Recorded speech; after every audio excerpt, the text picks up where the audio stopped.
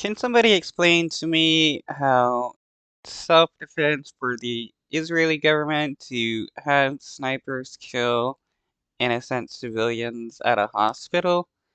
And please explain somebody how it's self-defense to do that. Because in, rational people's eyes, snipers killing civilians is a war crime. Beyond the near daily explosions in Gaza is this terrifying sight. Palestinians say they are dragging bodies by ropes so as to avoid Israeli snipers positioned around Nasser Hospital in Han Yunis. The Gaza Health Ministry says several people have been killed by sniper fire this week as the Israeli military, hunting for Hamas, prevents anyone from leaving the area. Inside Nasser, Wow, so they're using snipers to kill anybody that tries to leave because they want to force everybody to stay inside this area and either like starve or wait until they're shot by a sniper. This is not something that, the good guys supposedly do, especially, in just self-defense. Lay siege to a hospital and kill innocent civilians trying to leave. crucial in southern Gaza, the situation is dire. Wastewater flowing onto the floors is just one of the problems. This hospital is suffering from a shortage of everything, even for the simplest of tasks, including painkillers. The hospital lacks the necessary sterile gauze pads used to change and sanitize wounds. It's wild how the Israeli government is supposed to be the good guys, yet their actions are worse than those of their enemies that they are against. Um, they hate their enemies for like killing kids and stuff and other acts of terrorism, yet the Israeli government has been doing that 10 times worse. It doesn't make any sense how so many people can still pretend that the Israeli government are the good guys while they act worse than Hamas.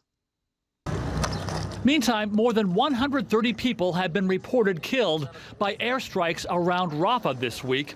Among them are 8 members of this man's family, including his parents and his brother. As you can see, we used to sleep next to each other, as it's a small place with no space, but to sleep in one place. The targeting was direct. We found them torn apart. They were directly targeted, killed in cold blood, with no mercy. And in Rafah itself, where more than 1 million displaced. Wow, 8 people killed by an Israeli airstrike. How is that self-defense to kill a whole family of civilians? Like, I guess the Israeli government has the right to defend itself against civilians just living their life in their house. Like, come on. It's obvious that this is not a war of self-defense that the Israeli government is doing. It is obviously a genocide and ethnic cleansing. Gazans are sheltering. There's fear that Israel is getting ready to launch a ground offensive. The United Nations is sounding the alarm. If this military operation is taking place, the question is, where will the civilian go? There is absolutely no safe place in Rafah anymore. The Israeli military is reportedly Yeah, and what Rafah is supposed to be a safe place told to Palestinians that they could go to by the Israeli government if they want to escape the fighting. And now what's going on? The Israeli government is planning on attacking it. This has been their plan the entire time.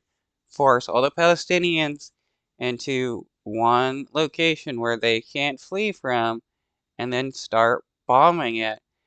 The Israeli government is trying to ethnically cleanse the Palestinians. This is what the Israeli government has been talking about since October 7th, genociding the Palestinian people. Bibi Netanyahu's talked about it. Several of his prime ministers have talked about it. His Secretary of Defense has been speaking about forced relocation. Same with the Minister of Finance. Drawing up a plan both to attack in Rafah and evacuate those civilians. And that plan will be submitted to the government. But will the Israeli government hold off on a ground invasion to allow more time for ceasefire negotiations? Andy Rose.